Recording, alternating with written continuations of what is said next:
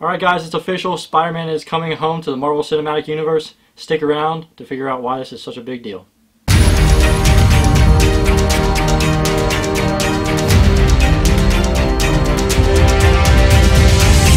Alright guys, so here's the deal. Last night around 3 a.m. I woke up out of nowhere and I saw I had a notification on Facebook and somebody tagged me in this story. Unfortunately, I had class this morning, so I wasn't able to make this video until now. But here's the news, and I'm going to go through a few articles that I've pulled up. One posted by Marvel.com, so it's official, and then the other two are more information that's coming out as we go. So the official statement from Marvel title says, Sony Pictures Entertainment brings Marvel Studios into the amazing world of Spider-Man. Under the new deal, the new Spider-Man will first appear in a Marvel film from the Marvel Cinematic Universe.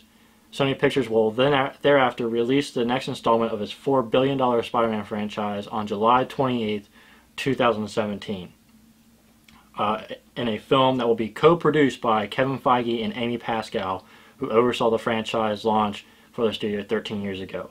Together they will collaborate on a new creative direction for the web-slinger. Sony Pictures will continue to finance, distribute, and own and have final creative control of the Spider-Man films. It also says that Marvel and Sony Pictures are also exploring opportunities to integrate characters from the MCU into future Marvel films. Okay, so that's the official statement from Marvel. It goes on about some other background information that's not really that important. And then another article from Variety has all the dates for the Spider-Man movie and also movies that it affects. So now that the Spider-Man movie is coming out from Marvel, they had to move around some of their other properties for that year. So, like it was said before, the new Spider-Man movie comes out July 28, 2017, which used to be the Thor release date. So that's getting pushed back to November 3rd, 2017. Inhumans is being pushed back to summer of 2019, while Captain Marvel moves back to November 2018. And Black Panther actually moves up from November 3rd, 2017 to July 6th, 2017, which means that we will have two Marvel movies in the same month. That's crazy. Alright? And then one last article that I had stated that Spider-Man in the MCU will be younger, which means Andrew Garfield is out. So this is a lot of information that has come out, and I've been keeping up to date on it today. So I can bring you guys the most up-to-date information. Here in a minute we're going to have Greg join me and we're going to discuss what this means for all of us fans. So stick around. Alright guys, now Greg has joined me to discuss this huge announcement. So Greg, what was your initial reaction when you first heard this news about Spider-Man and Marvel? Well, when I first heard about it this morning, got several text messages from people that know I like this kind of stuff, and my first initial reaction was surprise. Like I mean, you always hear these rumors of this stuff happening, but to actually see it happen, like to know that it's official, like Marvel officially announced it, yeah. Sony was there with them, like, you know, you just kind of, it's one of those moments where, as a fan, you're so excited that it's happening, but as a cynical, you know, as someone who's cynical, you know, it's kind of hard. It is a little bit hard to believe that this is really happening.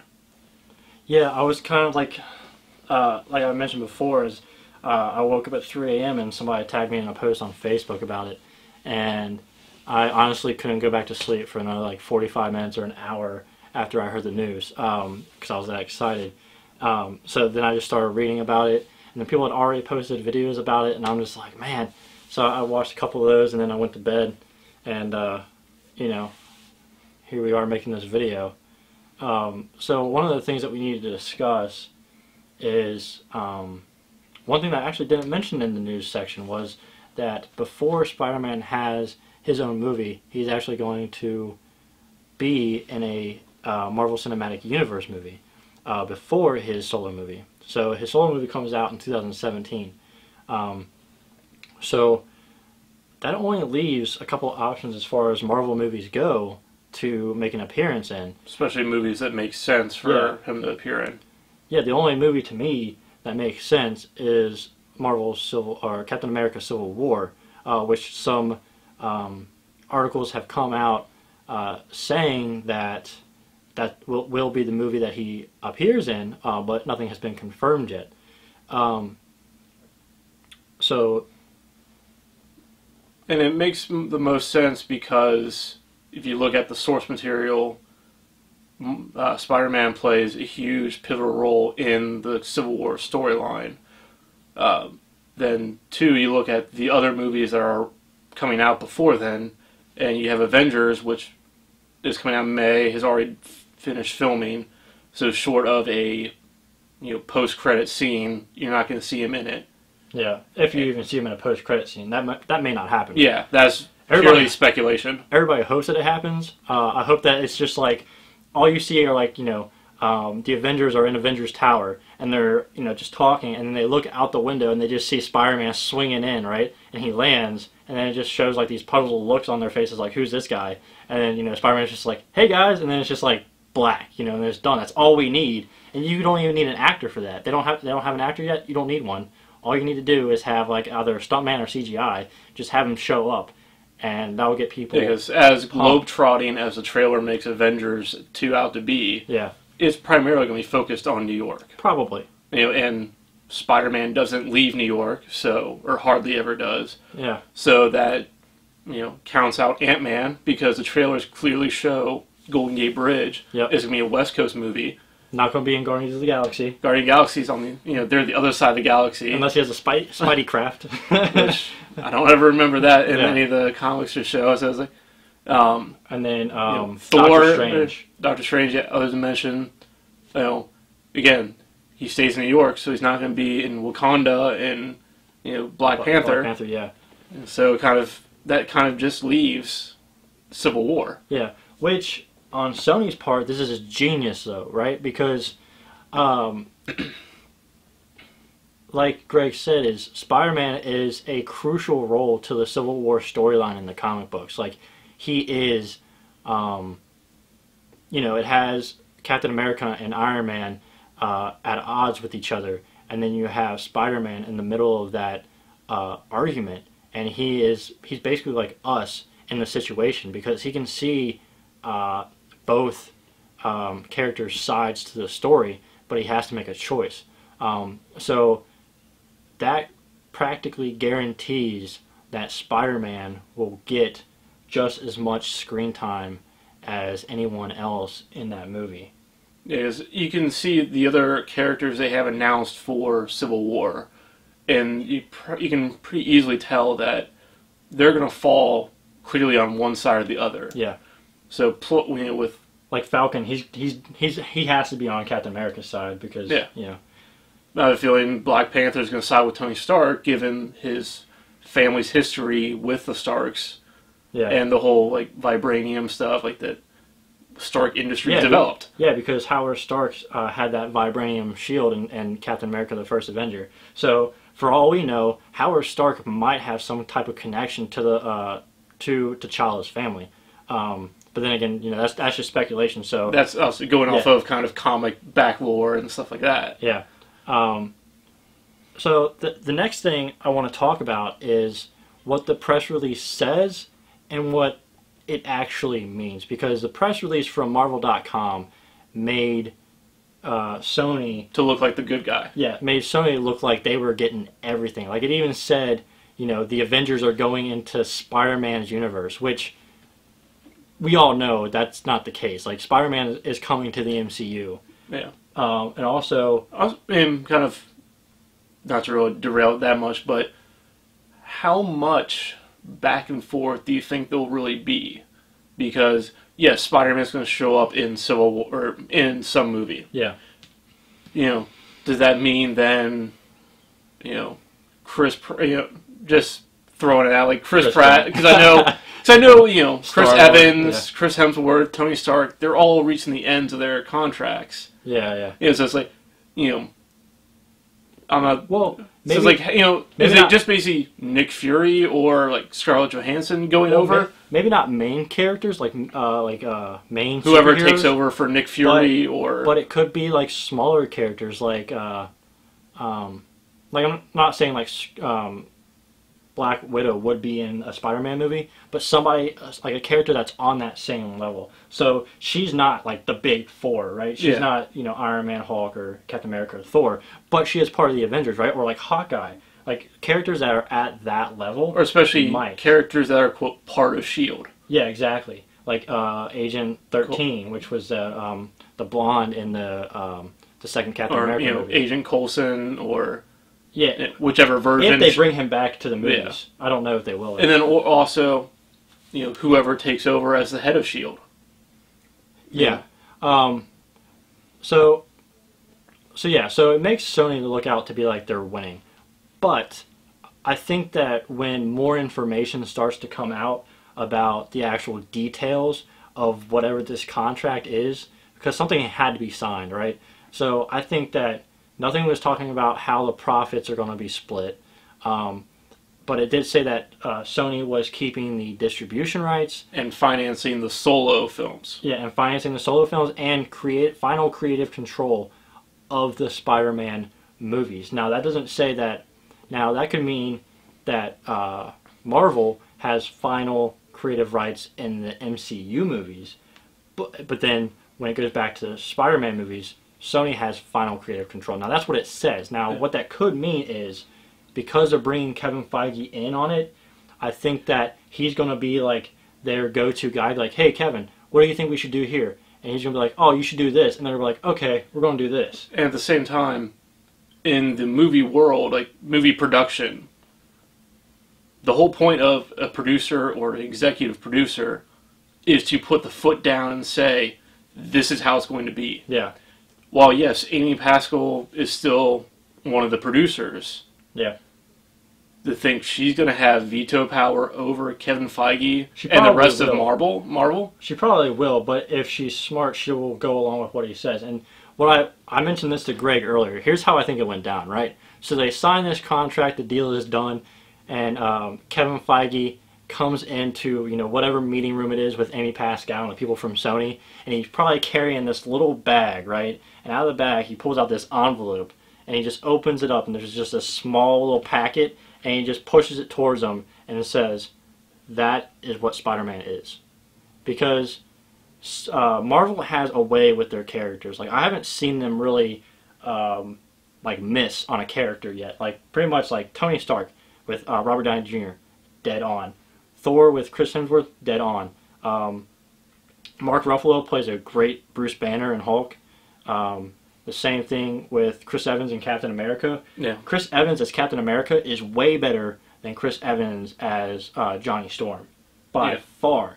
So it's like, I don't see where Marvel has missed on any of their characters. The only one they've missed is the Incredible Hulk with Ed Norton, which doesn't they officially include it, but it's not really part of. Yeah, like nobody references to it. Yeah. Kevin Feige's name is on Incredible Hulk though, so. Yeah. So I feel like they probably have like some type of packet that just spells out what Spider-Man is as a person and as a character, and they're going to use that to use as a base for the movies from now on. And if Sony was smart, which I think that they are, they're going to go with what Kevin Feige tells them. Because what Kevin Feige is going to do is he's going to simplify what Spider-Man is and what Spider-Man does. Yeah. If you look at those two amazing Spider-Man movies, there's stuff going on all over the place. Which Andrew Garfield as Spider-Man was the best part of those movies. So I think that they got that character right. But when I'm talking about like character, I'm talking about like the whole thing, right? So you have like the individual character, but then you also have what's going on around him.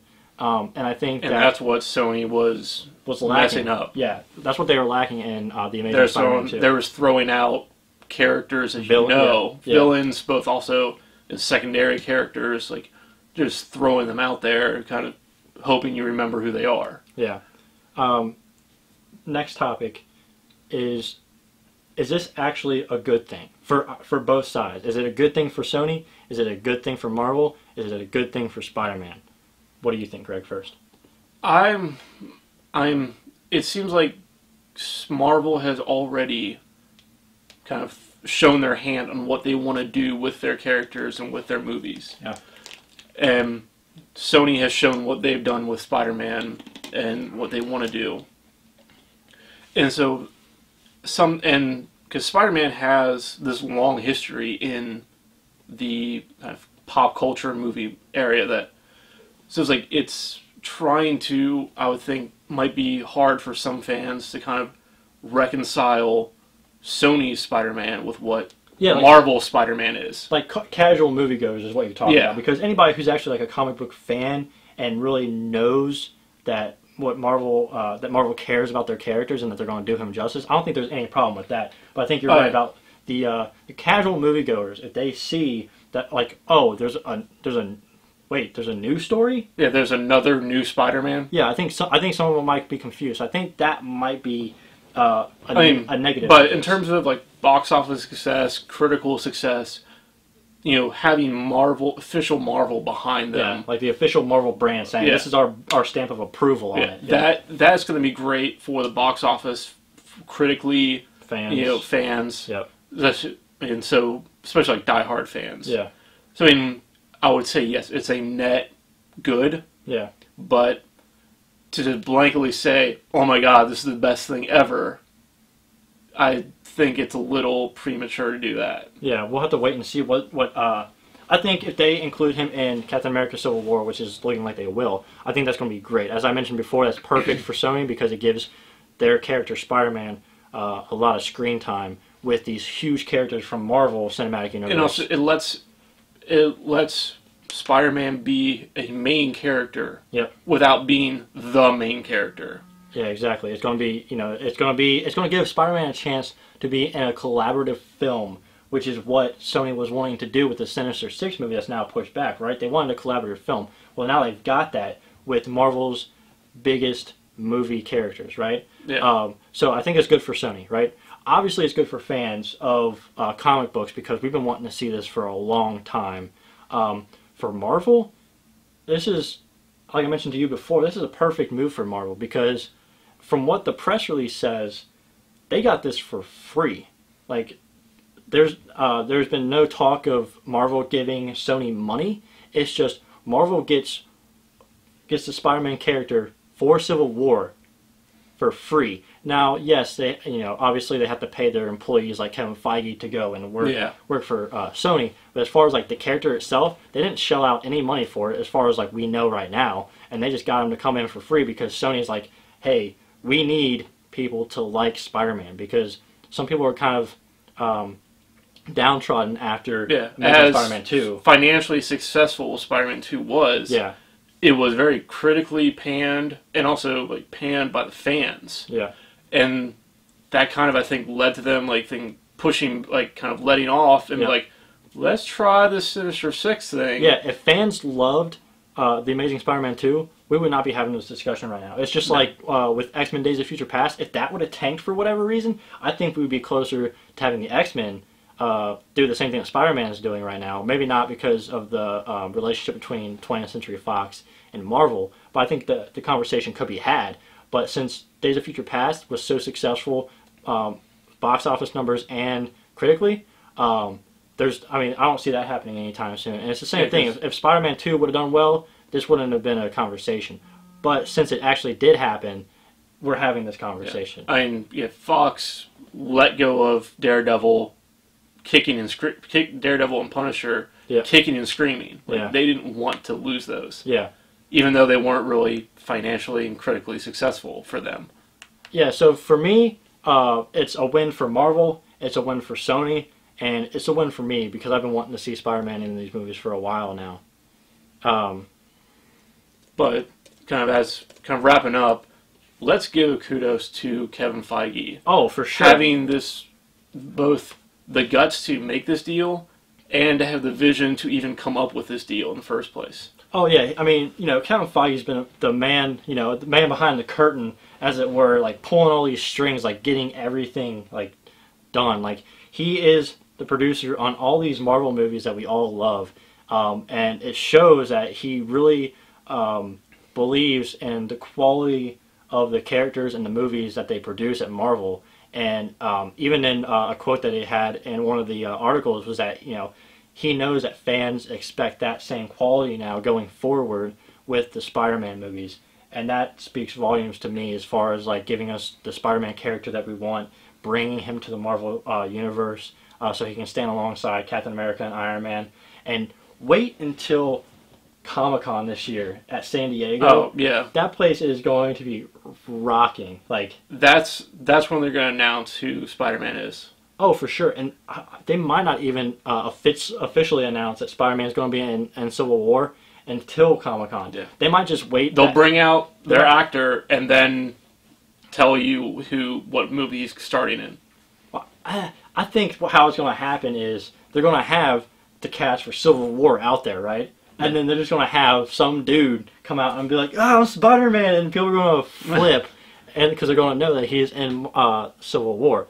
And Feige knows, you know, he always hasn't made, or hasn't always picked the flashiest person to be the character or director, but he's always made the right choice. Robert Downey Jr. People were like, Robert Downey Jr., like, he's kind of iffy. Like, he's coming off of, like, this bad part of his life where he was into drugs and all this other stuff, and he was trying to get his career back on track, and then he got Tony Stark role. People were unsure about it.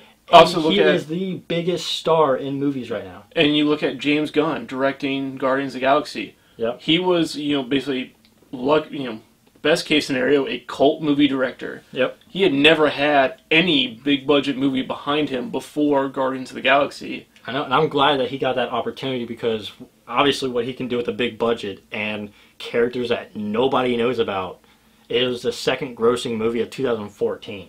Yeah, and that was only because, like, it had a couple big movies come out at the end of the year. That it was the #1 movie for most of the year. Yeah, like it surpassed Captain America not Civil War, the Winter Soldier quickly. Like it was like gone, and I loved the Winter Soldier. That was a great movie.